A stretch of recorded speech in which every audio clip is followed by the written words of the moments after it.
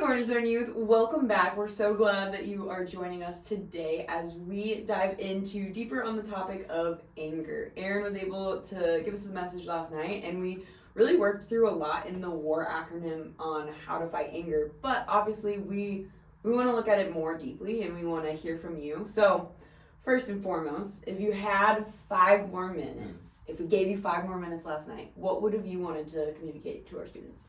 Yeah, that's a great question, guys. I think what I was feeling last night, and it didn't quite fit in the flow of where we were going with the message, but something that I really wanted to speak into was situations where you guys are walking through anger, and actually the way that you've been hurt is really heavy and really hard. And it's not to say that God's not calling you as a follower of Jesus to forgive people because you've been forgiven so much by him, but I actually want you to understand what he's going to do when he returns with all of the anger that we feel. Guys, it's not our job to respond and get vengeance on somebody else. It actually says in Romans chapter 12 that vengeance is mine. It's quoting God where it says, vengeance is mine, I will repay. And so all of the things that you guys are walking through, the really hard situations in life where somebody's hurt you, even deeply, just know that like God sees that, he cares about that, he understands how much you've been hurt by that, and your ability to forgive that person that's hurt you is not dependent on your ability to do or to get vengeance on them, but it's actually your ability to say, I've been forgiven by God, and I know that he's going to have justice when everything's said and done. Yeah, that's really good, and it just helps gain even more perspective on who Christ is and who we are, right? We spent time in Ephesians 4. That was the passage that we were looking at, and you kind of took a bunch of different things in that, but when you were looking specifically at anger, what does Paul mean in verse 26 when he says, be angry and don't sin? Yeah, that was something that I touched on because I didn't want it to be distracting, but I do think it's important that we can go through it in a Q&A session on YouTube. So Paul in Ephesians 4 verse 26 says, be angry, but don't sin. Don't let the sun go down on your anger. And he starts off by saying, be angry. So what he's assuming up front is that Christians actually are going to get angry. There are going to be moments in your life where you get angry. If we think about the life of Jesus, I shared last night, Jesus on the cross. We never think about that, but he would have been angry in that moment because of just the wickedness that was being done to him. Even think about examples of Jesus when he clears out the temple, when unholy things are happening in the temple of God. Jesus in his anger sees something that's not right, and he addresses it. He says, this isn't the way that it's meant to be. And so, guys, what Paul's saying in that passage is there are going to be things that make us angry in life. And anger comes from a place of wanting justice, from wanting things to be done the right way. It goes all the way back to the garden in Genesis chapter 3, when sin tainted the world. What we're experiencing now as followers of Jesus is actually our anger is tainted. Anger is a good emotion to have. Like, it's a good thing. It's the right thing. Or it's the right way to respond to something bad that's happened. And so anger has been tainted by sin, and that's why when we think about anger, we think of it the sinful way, right? But actually what anger is supposed to make us do is it's supposed to make us look at something wrong and say, man, that's really messed up. We live in a broken, sinful world, and it's supposed to fix our eyes on the return of Jesus. And so what I would just encourage us in is worth thinking about, and how do we deal with our anger? Understand that anger is a good emotion to have because it should lead us into forgiveness. It should lead us into unity and a deeper sense of community as followers of Jesus, because we're all rallying for the same thing, and that is the return of Jesus. It's that relationship with God, and ultimately one day all the bad things will come undone and we'll be able to walk in perfect unity with Jesus, where there will be like no more need for anger because there won't be bad things. Yeah, I think it's just really helpful for us to think through the fact that anger isn't a bad emotion in of itself, but it's how we often play it out is where it goes wrong. And so, yeah, Paul really clearly saying, like, you can be angry and not sin, I think gives us hope, right? Gives us the purpose behind it in a lot of ways. Yeah, that's such a good thought.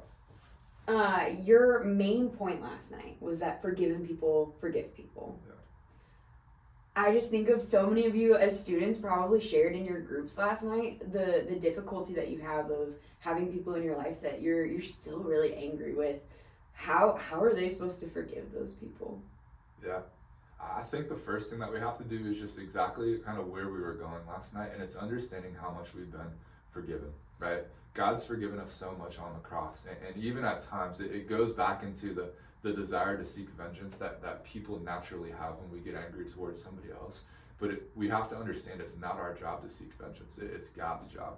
And so our job is to just place our trust and faith in him and follow him the way that he asks us to. And what he asks us to do is to forgive people. And I think it's important also to acknowledge that that's going to be really hard at times. Like there are going to be hard situations that you have to walk through when you've been angered by somebody else and they were wrong. And I think what Paul is talking about when he says to be angry in verse 26 of Ephesians 4, that actually it's okay to get angry about that. It's just not okay to stay angry about that. And so what he wants us to do with those feelings of anger is actually to take them to somebody that's older than us, that's wise, a trusted mentor, is where I was pushing you guys last night.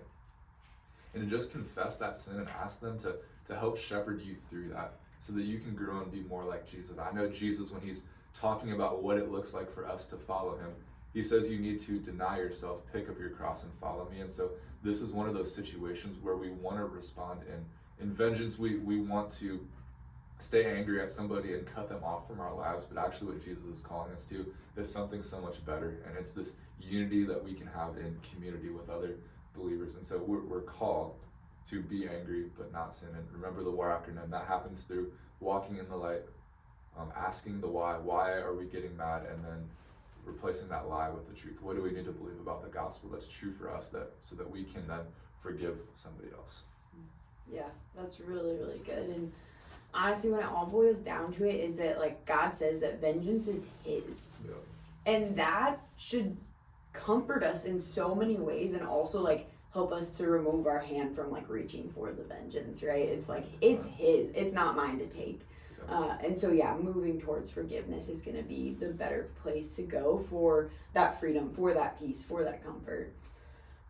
My last question that I have for you, and you've talked about this, you've been transparent with us as your coworkers and staff team, but how do you decrease the frequency of anger in your life?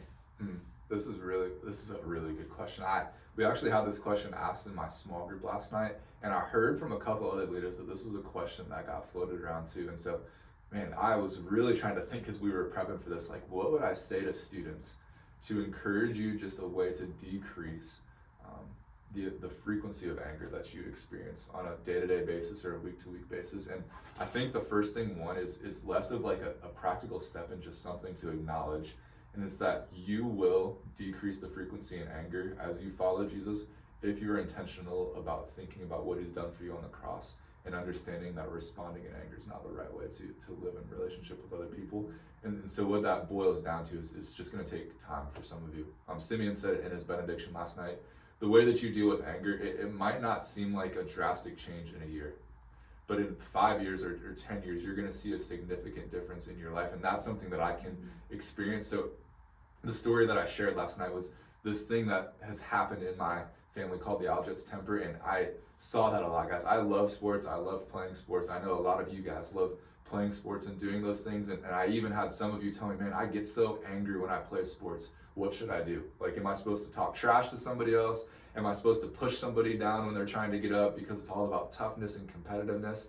And I think something I noticed, because I was that way in high school, is actually that's not the right way to be a follower of Jesus, and it's going to be really hard, and it's going to take a retraining of your brain. And so I know this applies specifically for me and will be harder for you guys to do, but as I still have alumni tournaments back home, I have opportunities to be competitive and play, just pick up basketball at times, and there's been weeks, and even last year for this alumni tournament, that I was going to go back to where I had to say no. I can't go back, because what I had recognized about myself is actually when I play sports, I get really competitive and my anger comes out and I start not acting Christian towards other people. And so what God actually was convicting me of was I need to actually give this thing up in order to follow him. And so I had to just decrease the amount of time that I was playing basketball, because I needed to work on my own heart before I could go play. And so for some of you guys, like, the practical step for you is maybe to not do a sport. And I know that's going to sound countercultural. That's going to be really hard. Hopefully you don't get mad at me. But that, like, if you're really, really struggling with it to the point that it's not allowing you to walk as a follower of Jesus, you might need to consider giving that thing up. And then the other thing that I would just encourage you to is find a wise person that's going to shepherd you through that, and be 100% authentic with them. Allow them to call sin out in your life, and then be humble enough to hear that and respond with a heart of just thankfulness that somebody's willing to grow you in your relationship with Jesus, is what I would say. Do you have anything that you would add to that, or other thoughts? Yeah, I think that there's just the reflection on forgive people, right? And so if my anger is then jumping towards just the vengeance that I'm seeking, or the need for being right or anything like that, it's pausing and taking that second to realize, like, I've been forgiven of so much that I should go and forgive others of so much, and be slower, right? Like, that's another thing that we see in the Bible, is slow to anger, quick to listen. And so those are the other things that I would say, is those will help in your frequency of anger being less if you're slower to anger, because you're quicker to listen and quicker to forgive. So great. yeah. So good.